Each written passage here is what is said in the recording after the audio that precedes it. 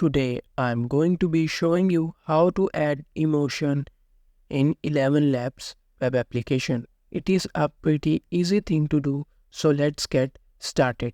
First, open the Elevenlabs website and sign in to the web application. There are pre-made voice packages from which you have to choose the LA American Emotional Narration package. After that, you have to adjust the stability and clarity according to your need. After that, you have to choose a model. I will choose the third one. You have to also choose the third model, 11 English version 1.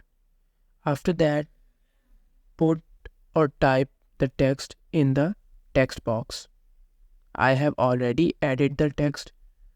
So after that, you have to click on the generate button. Then click on the play button. He has sad eyes like me. I suppose it would be a sad memory. In this way, you can add emotion in your speech using Elevenlabs web application.